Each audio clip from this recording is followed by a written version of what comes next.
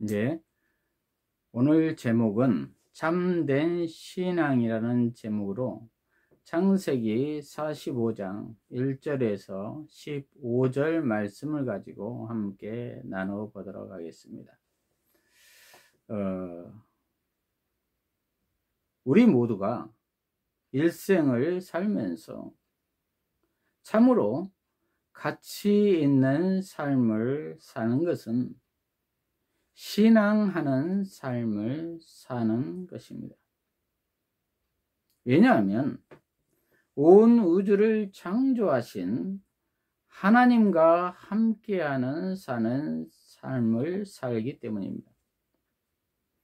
하나님과 함께하는 삶이란 우리 모두가 하나님 크기의 삶을 사는 것입니다.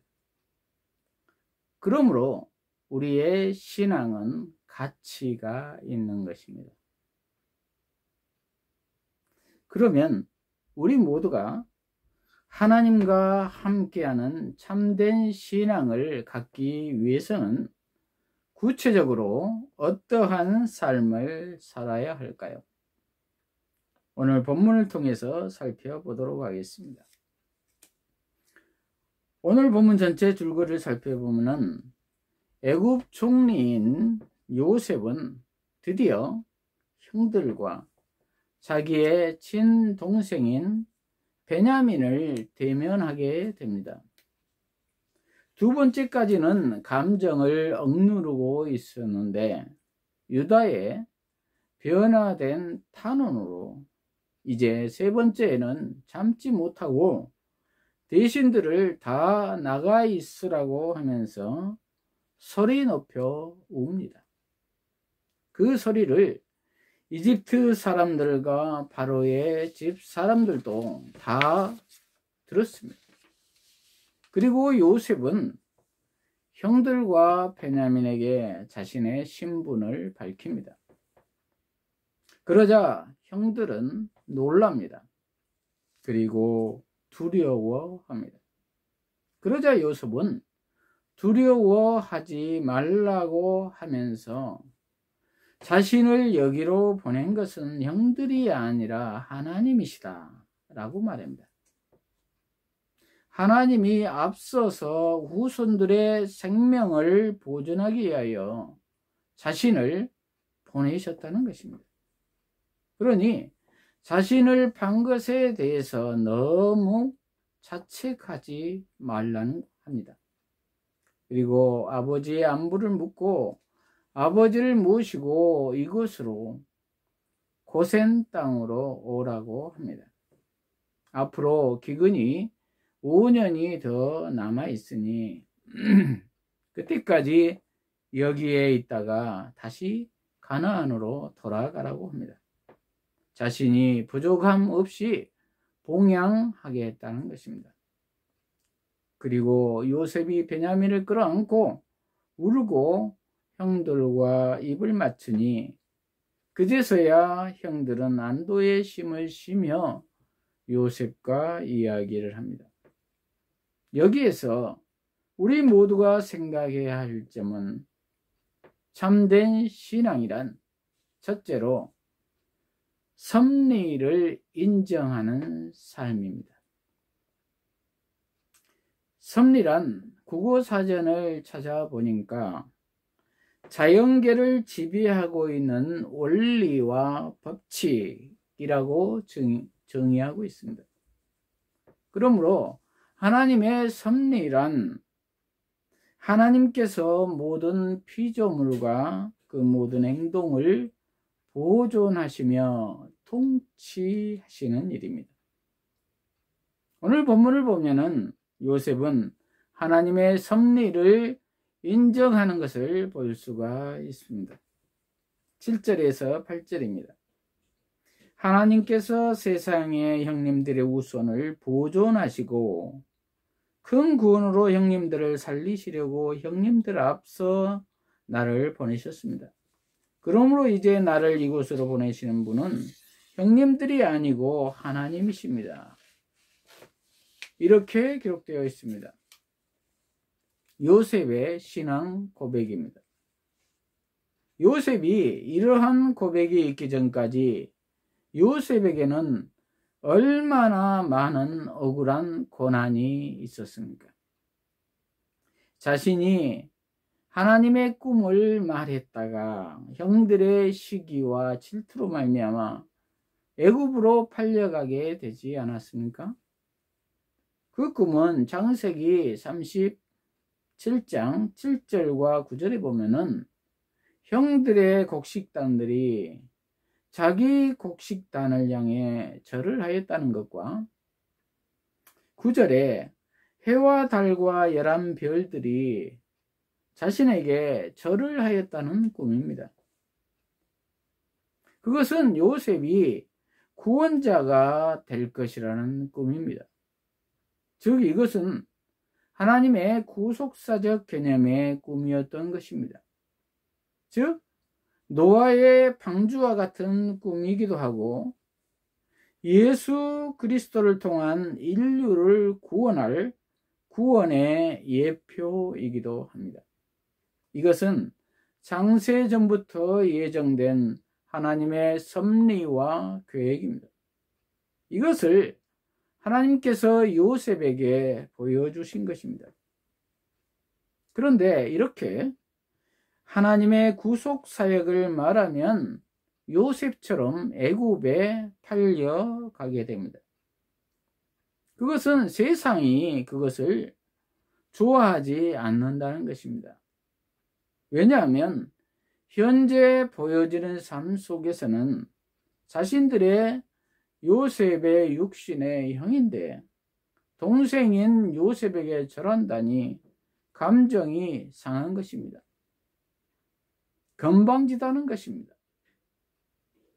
또한 구속사적으로 생각하면 자신들이 자기 삶의 왕이 되고자 하는데 예수님이 왕이 되어야 한다고 하니 예수님이 주군이 되어야 한다고 하니 받아들여지지가 않는 것이죠.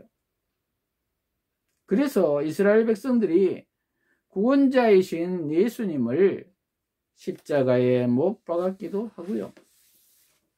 저와 여러분은 매 순간마다 예수님을 왕으로 모시고 있으십니까? 예수님을 왕으로 받아들이지 못한 사람은 예수님을 십자가에 못 박은 것이나 다름없습니다. 하늘나라의 법칙은 예와 아니요만 있기 때문입니다. 중간은 없습니다. 온전히 예수님을 왕으로 받아들이시는 저와 여러분이 되시기를 바랍니다. 그래서 요셉은 형들의 시기를 받아 애굽의 노예로 팔려가게 됩니다. 보디발 경호대장 집으로 팔려갔는데 또 거기서도 보디발의 아내의 수청을 거절했다가 보디발 아내에게 모함을 받아 감옥살이를 하게 됩니다. 신실하고 정직한 삶을 살아가는 사람에게는 이렇듯 세상이 호락호락 놓아주질 않습니다. 곤모수수가 능한 이 세상은 늘 하나님의 꿈을 이루지 못하게 방해를 하지요. 그러나 세상은 결코 하나님을 이기지 못합니다. 피조물인 사탄은 결코 하나님을 이기지 못합니다. 그래서 히브리서 11장 38절은 믿는 사람들을 세상이 감당할 수 없는 사람들이라고 기록하고 있습니다. 그리고 하나님이 함께 하심으로 요셉은 드디어 바로의 꿈풀이를 해 주심으로 애굽의 총리로 승격하게 되어 이집트를 포함한 금동 지역을 다스리는 구원자로 나서게 됩니다. 그러나 그러기까지 얼마나 많은 숱한 고난이 있었습니까? 그 처음 시작점에는 형들의 시기와 질투로 인해 애굽에 팔려가 버린 것이었습니다. 그때부터 요셉의 고난이 시작되었습니다. 그러므로 요셉은 충분히 형들에 대한 복수의 칼을 갈 만도 합니다. 그러나 그동안 요셉은 한 번도 형들을 원망했다는 기록이 없습니다. 그리고 지금 보면 그것 또한 하나님이 그렇게 하셨다. 생명을 살리려고 앞서서 나를 보낸 것뿐이다. 이렇게 해석을 합니다. 이것은 하나님의 섭리다 라고 해석을 한 것입니다. 요셉은 그만큼 묵묵하게 하나님의 섭리를 인정하며 따라갔습니다. 저와 여러분은 어떻습니까? 우리는 조금만 어려우면, 뜻대로 되지 않으면, 질병과 기근이 오면 불안해하며 원망을 하며 불평을 합니다. 그리고 하나님마저도 버립니다. 하나님이 어디 있어?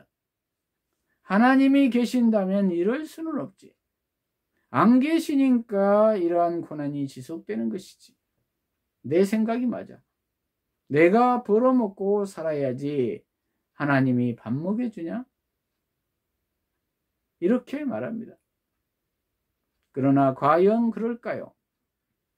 아무리 우리가 하나님이 안 계신다고 손바닥으로 하늘을 가려도 하나님은 여전히 계십니다. 오늘 본문에서도 여전히 살아계시는 하나님이시잖아요. 이렇듯 성경 전체는 하나님을 믿는 자와 함께 하시는 이야기로 가득합니다.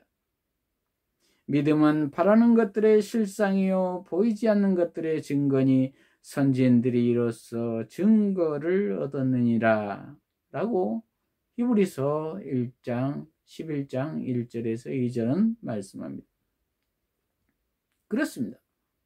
이렇게 하나님께서 함께 하시면 어떠한 상황 속에서도 합력하여 선을 이루어 주신 것을 오늘 본문을 통해서도 봅니다. 그러므로 우리 모두는 묵묵히 말없이 말씀 따라 한 걸음 한 걸음씩 흔들리지 않고 터벅터벅 걸어가야 될 줄로 믿습니다. 그러할 때 우리를 통하여 죽어가는 생명이 살아나고 하나님의 구원 사역이 이루어질 줄을 믿습니다.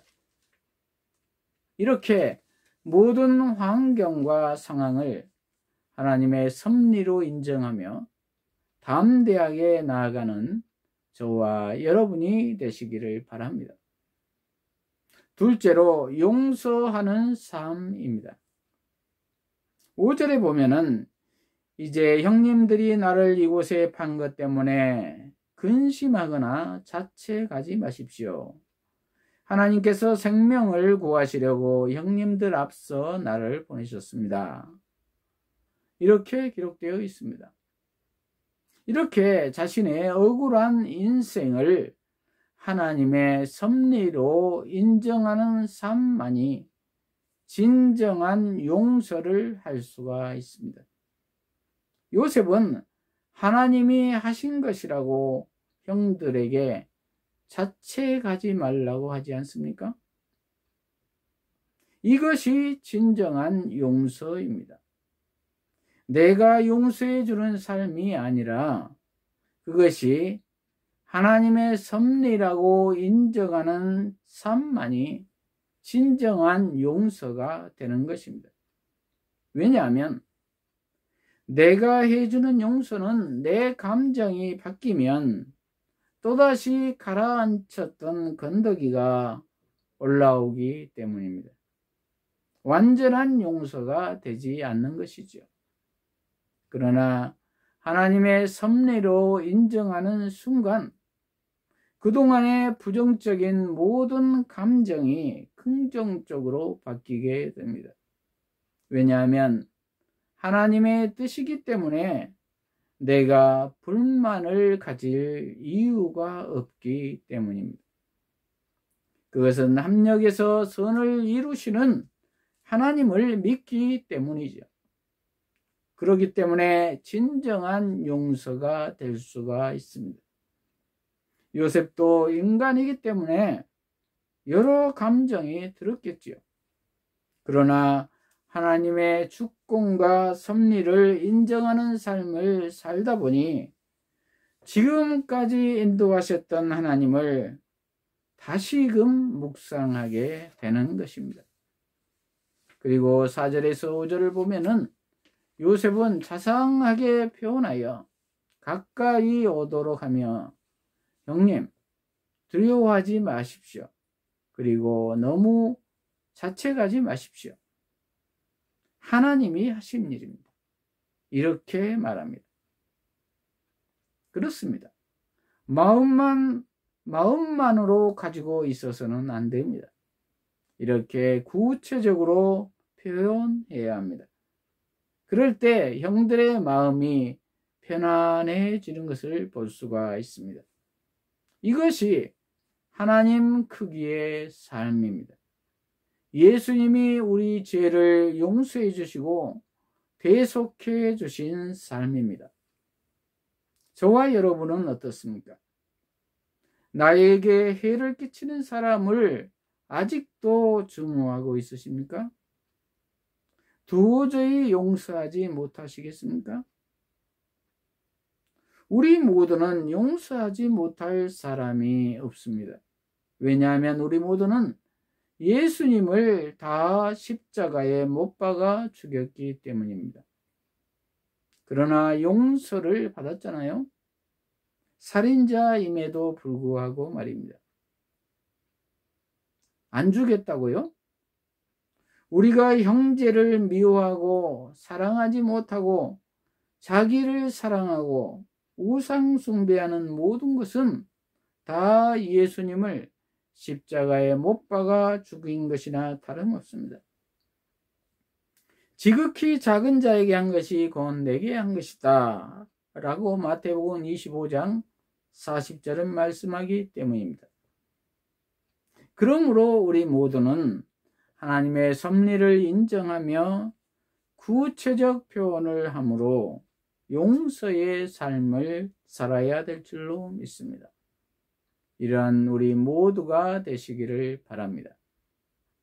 셋째로 실제적 도움을 주는 삶을 살아야 합니다. 11절을 보면은 아직도 흉년이 5해나 더 있으므로 제가 거기서 아버지를 봉양하겠습니다. 아버지와 아버지의 지방과 아버지께 속한 모든 것이 부족하지 않도록 하겠습니다. 라고 하십시오. 이렇게 기록되어 있습니다. 요셉은 아버지와 그의 가족들을 이집트의 고센 땅으로 초청을 한 것입니다. 모든 물질적인 것들을 다 채워드리겠으니 지체하지 말고 내려오시라고 말하고 있습니다. 그렇습니다. 믿음의 사람은 실제적으로 이렇게 도움을 주어야 합니다. 차갑게 하라, 더웁게 하라, 말만 해서는 안 된다는 것입니다. 그러면 대부분 나는 줄 것이 없다, 나쓸 것도 없다, 이러한 말을 합니다. 이렇게 움켜쥐려는 것이 인간의 본성입니다. 그래야 유비무환을 한다고 생각하기 때문입니다. 그러나 그러한 사람은 평생 자기가 모은 것밖에 누리지 못하지만 하나님의 손에 물고기 2마리와 보리떡 5덩어리를 올려놓으면 하나님이 일하심으로 5,000명을 먹이고도 남게 됩니다. 저와 여러분은 혼자 앉아서 5,000명분을 먹는 사람이 되겠습니까? 5,000명분을 혼자 다 먹지도 못하겠지만 말입니다. 아니면 5,000명을 먹이는 사람이 되고 싶으십니까? 요한복음 6장 1절에서 13절에 나오는 오병이어의 기적이 그것입니다. 이렇듯 한 아이가 도시락을 싸온 물고기 2마리와 보리떡 5개가 5,000명을 먹이고도 남을 줄을 누가 알았겠습니까? 이렇게 온전히 헌신하는 마음으로 믿음으로 내어 놓을 때 하나님은 그때부터 일을 하시기 시작합니다. 이렇게 온전히 믿음으로 나누는 삶을 통해서 구체적으로 실제적 도움을 주는 삶을 통해서 하나님의 일하심을 목도하시는 복을 누리시는 저와 여러분이 되시기를 바랍니다. 말씀을 마무리합니다. 일생을 살면서 가장 가치 있는 삶은 신앙하는 삶입니다.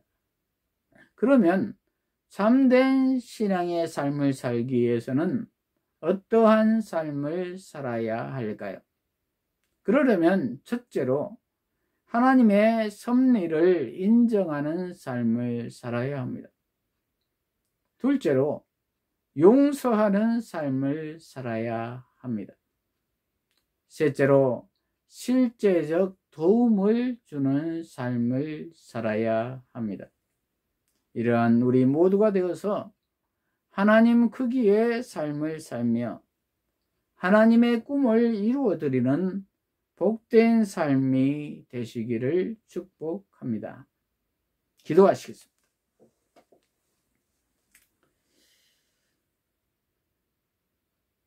하나님 아버지, 오늘 참된 신앙이란 무엇인가에 대해서 깨닫게 하시니 감사합니다.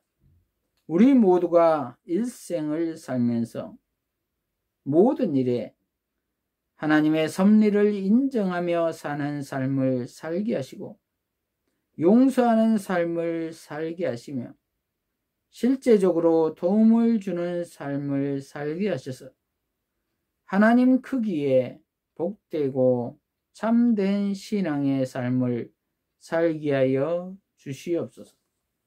예수님 이름으로 기도합니다. 아멘.